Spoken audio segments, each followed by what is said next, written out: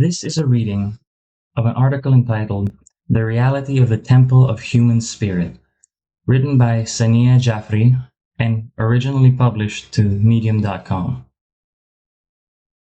Have you read The Fountainhead by Ayn Rand? I did, and here's what I thought about it. My quietness has a man in it. He is transparent and carries me quietly, like a gondola, through the streets. He has several likenesses, like stars and years, like numerals.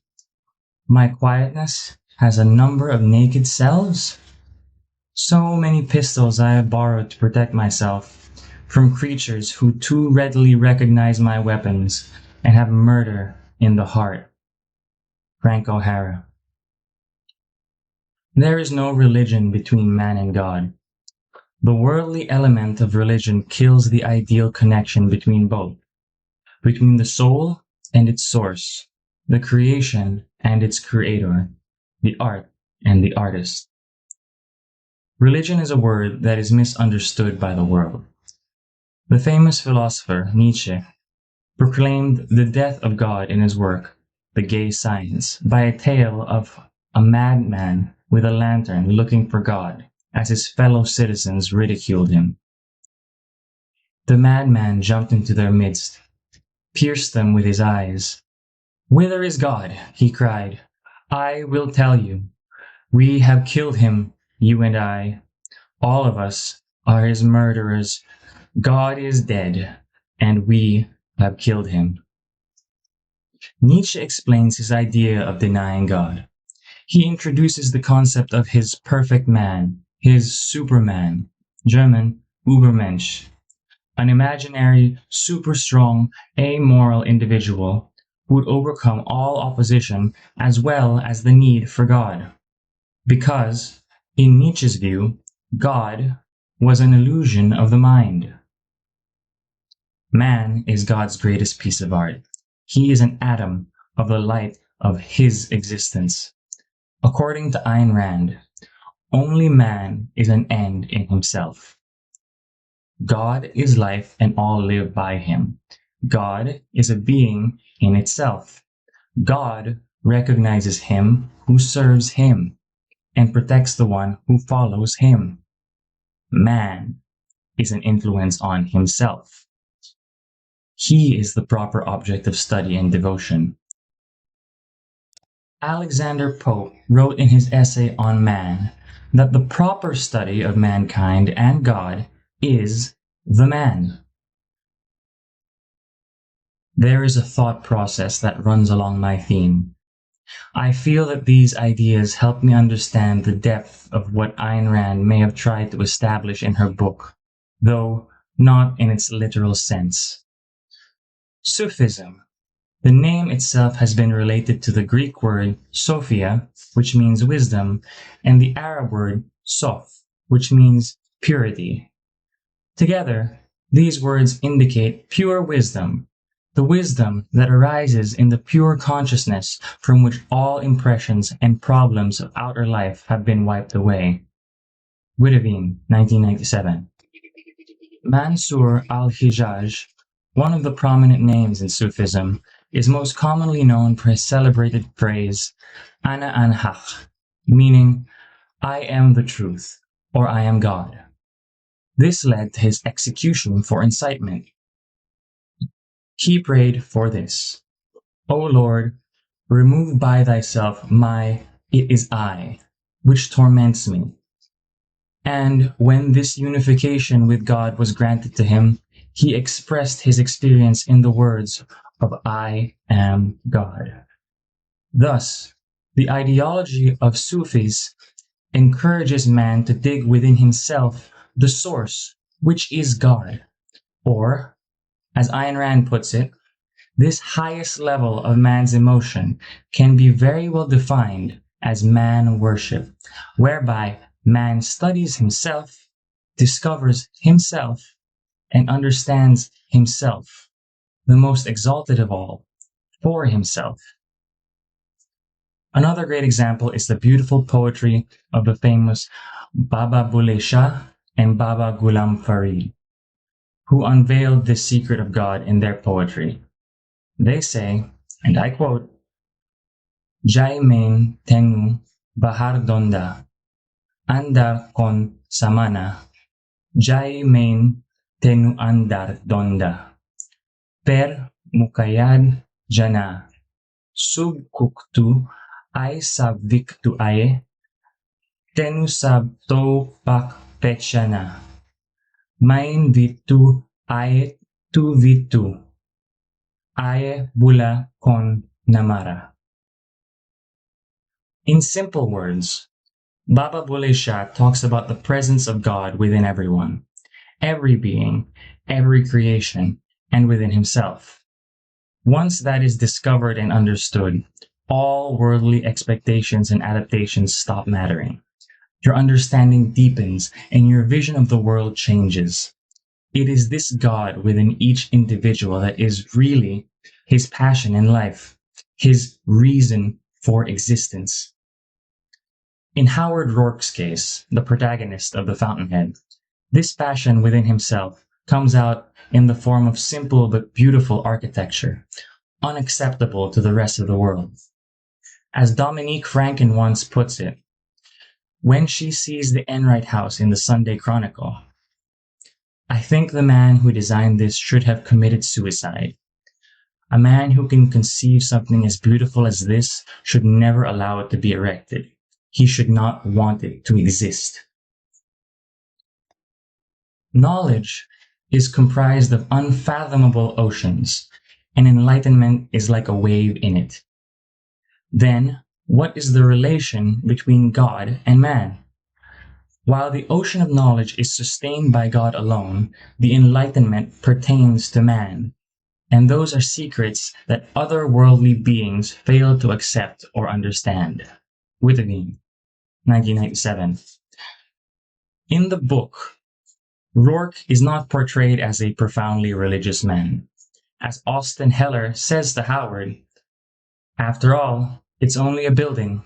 It's not the combination of holy sacrament, Indian torture, and sexual ecstasy that you seem to make of it. Also, a brief dialogue between Rourke and Hopton, the commissioner for the Stoddard Temple of Human Spirit, can be cited here. You're a profoundly religious man, Mr. Rourke, in your own way. I can see that in your buildings. That's true, said Rourke. Religion should not have to be defined. It is an urge in itself, an urge which makes a man do what he loves dearly. It is this same urge that leads Rourke to design and construct that beautiful temple of human spirit and dedicate it to the greatness of man. Such examples exist throughout history in all sorts of different spheres. Hazrat Inayat Khan, a well-known Sufi mystic from India, was greatly misunderstood by the rest of the world due to his passion for music. It was a medium he used. It was a divine connection he established with the God he believed in, the depth of which remained a mystery for all. Witteveen, 1997. For him, God was in the profundity of his passion. For what is order and disorder for one might not be order and disorder for the other. Howard Rourke has similar sentiments when he gives his infamous speech at the end. From this simplest necessity to the highest religious abstraction, from the wheel to the skyscraper, everything we are and everything we have comes from a single attribute of man, the function of his reasoning mind.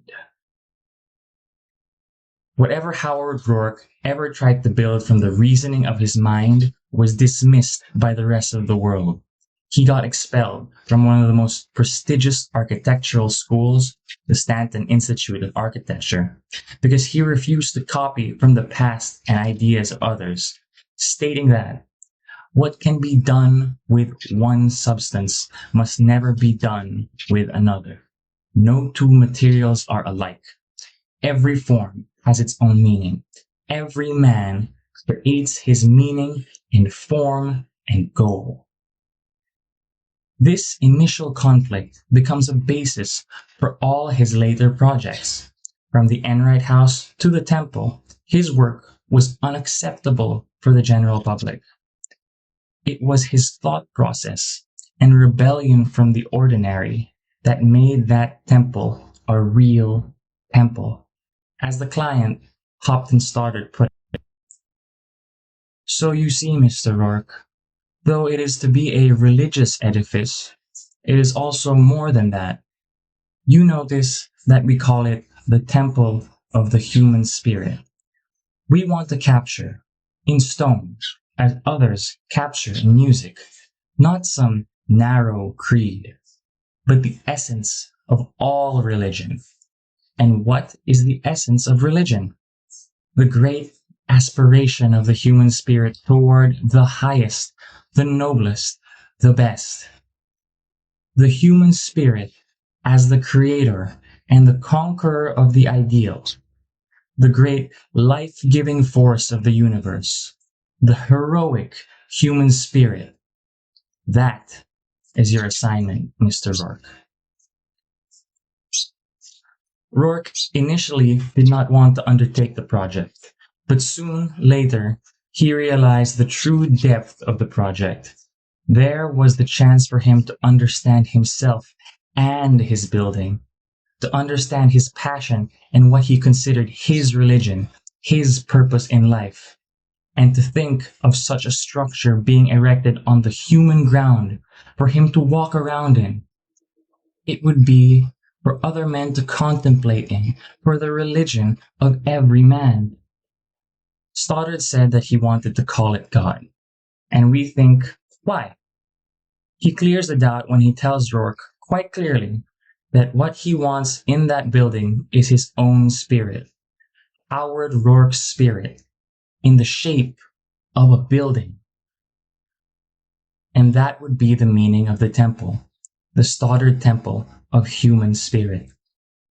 This temple was the climax of the book. Rourke decides to have the statue of a naked woman right in the center, with a temple built around it. As Rourke beautifully puts it, if you understand the building, you understand what the figure must be. The human spirit, the heroic in man, the aspiration and fulfillment both, uplifted in its quest and uplifting by its own essence, seeking God and finding itself, showing that there is not higher reach beyond its own form. What's most interesting about this temple is the absence of a definite religion. What it says out loud is that you don't have to be a part of any definite religion to be able to believe in something. That God and religion that you search for so vigorously is the being within you. Search for it, identify it, and unlock the secrets of your own existence. The temple was built in the absence of Stoddard himself. A tall enclosure had been erected around the site of the temple to shield it from the eyes of the public. It is described in the book as follows. The temple was to be a small building of gray limestone. Its lines were horizontal, not the lines reaching to heaven, but the lines of the earth. It seemed to spread over the ground, like arms outstretched at shoulder height, palms down in great, silent acceptance. It did not cling to the soil, and it did not crouch under the sky. It seemed to lift the earth, and its few vertical shafts pulled the sky down. It was scaled to human height in such a manner that it did not dwarf man, but stood as a setting that made his figure the only absolute, the gauge of perfection by which all dimensions were to be judged. When a man entered this temple, he would feel space molded around him, for him, as if it had waited for his entrance to be completed. It was a joyous place, with a joy of exaltation that must be quiet.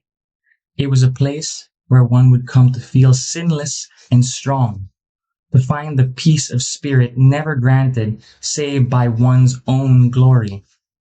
There was no ornamentation inside, except the graded projections of the walls and the vast windows.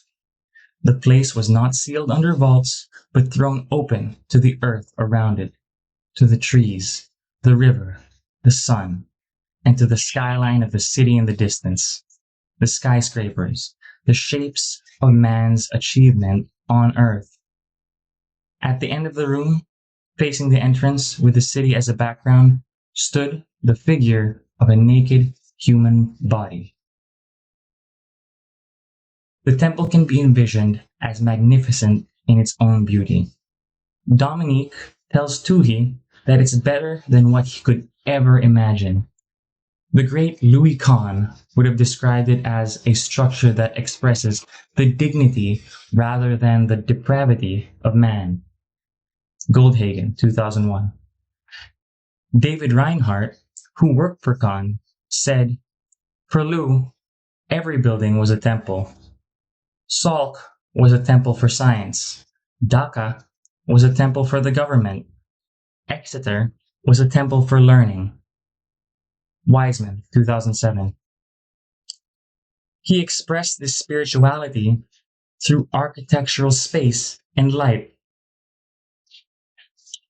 Frank Lloyd Wright would have considered it inventive and exciting. His own Unity Temple in Oak Park, Illinois, goes along similar lines. Why not, then, build a temple not to God in that way, more sentimental than sense, but build a temple to man, appropriate to his uses, as a meeting place, in which to study man himself for his God's sake? A modern meeting house and good time place. Build a beautiful room proportioned to this purpose. Make it beautiful in this simple sense, a natural building for the natural man. Ginty. And Le Corbusier would have done the same. For his famous Monastery La Tourette, he is reported to have said, "I can create an art which is perhaps not religious, but an art of places of prayer and meditation, which is the phenomenon and the manifestation of the sacred in the human heart." Peter, 1994. The reverence of the monastery was such that the archbishop confessed to having converted to Le Corbusier, who until that day he had thought of as a devil. But the Stoddard Temple of Human Spirit was considered a threat when it was finally opened for the public. The commissioner, Mr. Stoddard, got back from travels abroad and was shocked. Whether it was shocked at its beauty and exaltation or at the contradictory, we may never know. He was manipulated into hating it. After all, how can something that does not look even remotely similar to a church or a religious structure ornamented to great details be religious? Even to the spirit of man. Howard Rourke had seen man as a strong, proud, clean, wise, fearless, and heroic being while designing the temple. It was a simple structure with a sense of space that made man feel exactly all that. But none of it mattered to a public so shut in the head. They believed that religion in itself had been attacked, that the concept and sacredness of God had been attacked, without pondering over the reality of the temple. They considered it a monument to the profound hatred of humanity. As Dominique puts it at the witness stand, in a trial with Howard Rourke being sued for erecting a grotesque temple. In what kind of world did Rourke build his temple? For what kind of men? Look around you. Can you see a shrine becoming sacred by serving as a setting for Mr. Hopton Stoddard? For Mr. Ralston Holcomb? For Mr. Peter Keating? When you look at them all, do you hate Ellsworth Toohey? Or do you damn Howard Rourke for the unspeakable indignity which he did commit. Ellsworth Toohey is right. That temple is a sacrilege, though not in the sense he meant. I think Mr. Toohey knows that, however. When you see a man casting pearls without getting even a pork chop in return, it is not against the swine that you feel indignation. It is against the man who valued his pearls so little that he was willing to fling them into the muck and to let them become the occasion for a whole concert of grunting, transcribed by the court stenographer. The public hated it because they couldn't bear the thought of achieving self-respect for themselves or their souls. They couldn't bear the thought of looking into their souls to see their real selves. They couldn't reveal that to the world around them. Even though they might have felt sympathies toward Howard Rourke, they just couldn't express it. And Howard Rourke loses the case. But, according to Rourke himself, it didn't bother him that the temple was being destroyed. What mattered to him was just that it got built. After the first glass of vodka, you can accept just about anything in life, even your own mysteriousness. You think it's nice that a box of matches is purple and brown and it's called La Petite and comes from Sweden. For they are words that you know, and that is all you know. Words, not their feelings, or what they mean, and you write because you know them, not because you understand them, but because you don't know, you are thoughtless and lazy and will never be great. But you do know what you know, because what else is there? Frank O'Hara. Saniya Jaffrey is an avid reader, thinker, dreamer, and lover of all that is odd and quintessential. An empath with an ever ongoing inner dialogue. She is also a designer.